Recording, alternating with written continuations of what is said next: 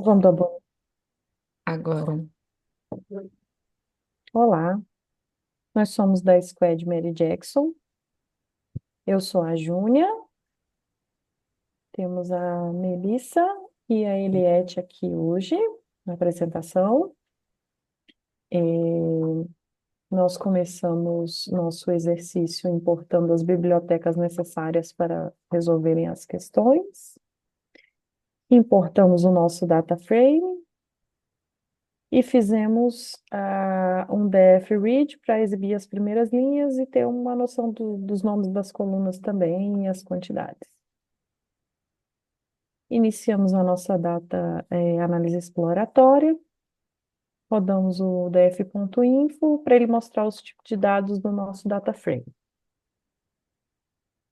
Depois rodamos um describe para ter uma noção dos valores, no mínimo, máximo, os quartis, para contar as nossas variáveis, as nossas quantidades aqui das colunas. Depois nós fizemos um cálculo de amplitude e variância. E também obtivemos aqui os resultados da variância, da amplitude, máximo, mínimo e a média. E aí nós plotamos um histograma para visualizar a distribuição das variáveis contínuas, durabilidade, idade e exposição do Sol.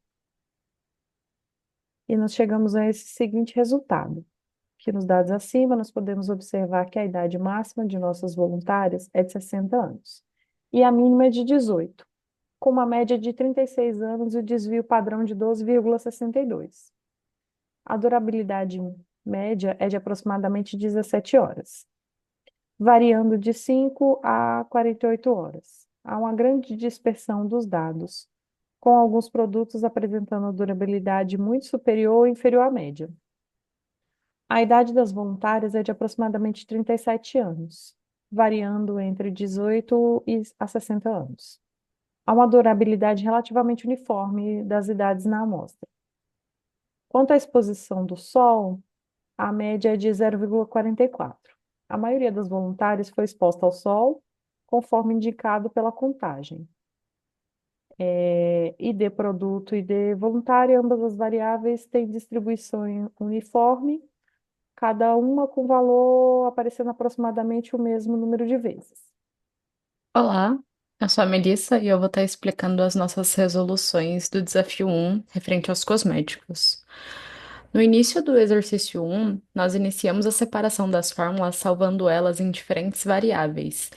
Então, partimos para a formatação do gráfico, que será o nosso elemento visual, utilizando a biblioteca Matplotlib. Em seguida, setamos os títulos e os dados que serão utilizados para os comparativos dos eixos x e y. Então, partimos para a utilização da função f_on_way para comparar a média das durabilidades entre as três fórmulas.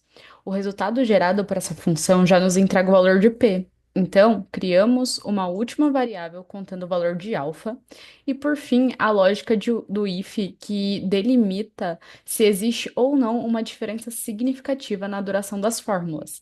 A conclusão que obtivemos é que sim, essa diferença é bem expressiva, principalmente quando falamos das fórmulas 2 e 3, o que é possível ver no gráfico, onde os blocos plot são maiores na fórmula 3.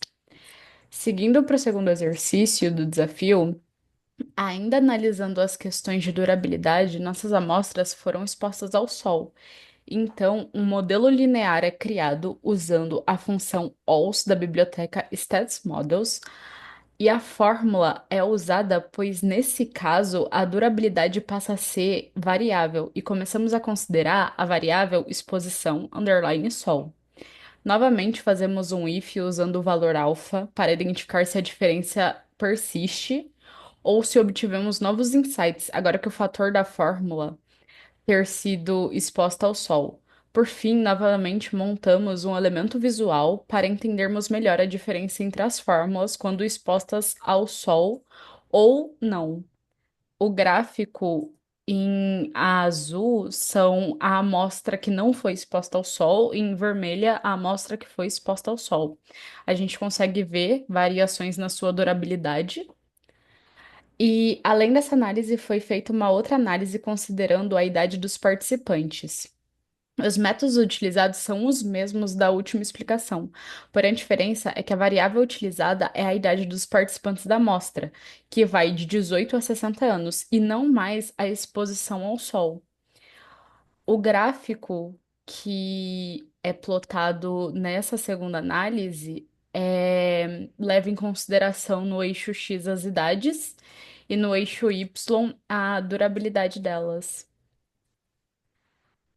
Tendo a nossa amostra do produto um em azul, do produto 2 em vermelho e do produto 2 em verde. Por último, a última pergunta consiste em uma indicação da fórmula que melhor performou quando exposta ao sol.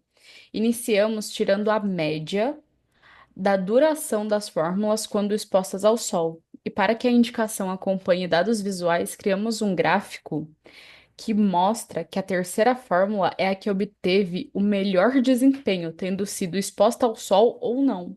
Dá para ver isso pelo gráficozinho azul e laranja, a terceira fórmula que tem os maiores índices, mas a segunda fórmula também teve um desempenho bom, tendo em vista a quantidade de pessoas que usaram ela. Agora nós vamos para o desafio 2, em que ele pede para imaginar que você trabalha em uma empresa do setor alimentício.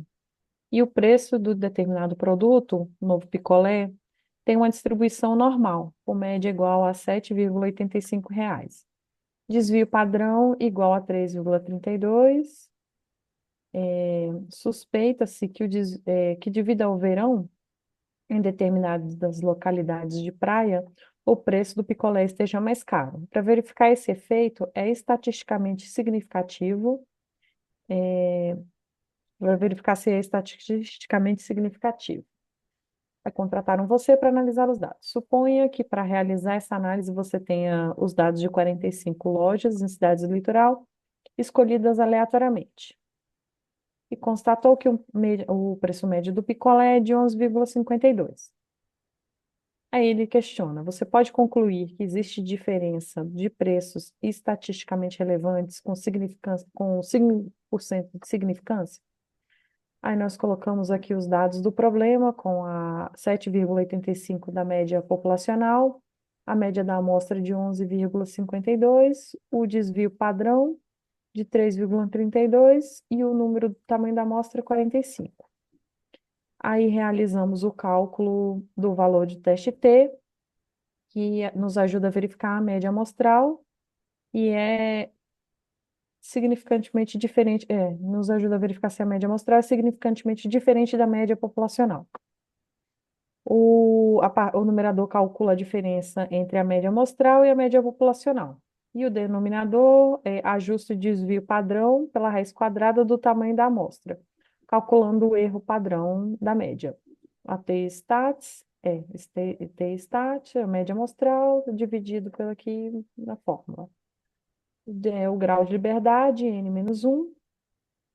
E aí, aqui embaixo, nós colocamos a fórmula mostrando o valor crítico para um teste bicaudal de 5%, com 5% de significância, com o tstats.t.ppf, que calcula o valor crítico da distribuição T para um nível de significância de 5% bicaudal.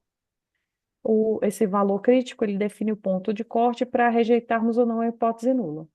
O nosso alfa de 0,05% de significância, calculamos aqui e imprimimos o resultado, né, que deu o valor crítico de 5% de significância. E fizemos um if-else para definir o t-stats maior que o t-critical. E aí rodamos o código e nós rejeitamos a hipótese nula, porque existe uma diferença estatisticamente significativa nos preços, né? Continuando o nosso exercício, no próximo ele pediu qual o valor da variável teste, o intervalo de confiança e o p-valor. Os dados do problema nós repetimos, e aí nós calculamos aqui o t-stat.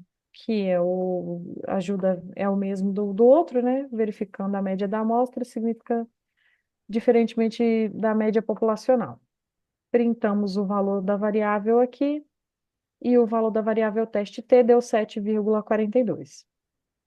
Fizemos um intervalo de confiança, que é construído usando a média amostral, e o valor crítico T. A nossa fórmula é dada pela média amostral, é mais ou menos o T crítico vezes o erro padrão. O erro padrão é calculado com desvio padrão populacional dividido pela raiz quadrada do tamanho da amostra. Rodamos o código, o nosso print mostra que o intervalo de confiança é 95%, de 95% é 10,52 e está entre 10,52 e 12,52. Fizemos o cálculo do p-valor usando o statst.cdf, que calcula a distribuição acumulada para a estatística T. O CDF stat dá a probabilidade de obter um valor maior que a T-stats. Isso é, o p-valor para um teste bicaudal indica a probabilidade de observar um resultado extremo, que do T-stats dando a hipótese nula se a hipótese nula é verdadeira. Fizemos o cálculo aqui, rodamos o código e nosso p-valor deu 1,41, menos 10 elevado a menos 9, 10 elevado a menos 9. E plotamos um gráfico para demonstrar melhor os valores encontrados. Colocamos aqui a nossa distribuição do preço de picolé com a média populacional observada. Aí temos aqui a distribuição normal com preço padrão, a média populacional de 7,85, a média observada e a área do p-valor. E aí o gráfico, este gráfico da distribuição normal do preço do picolé com a média populacional de 7,85. Destacado em verde é o preço médio aplicado às cidades da praia de 11,52 em vermelho, mostrando aqui a diferença. A área sombreada em vermelho à direita mostra a região correspondente ao p-valor. Esse gráfico nos ajuda a visualizar o valor apresentado, que o valor apresentado se encontra na região de preços muito mais altos, que sustenta a exclusão da hipótese nula. Muito obrigada.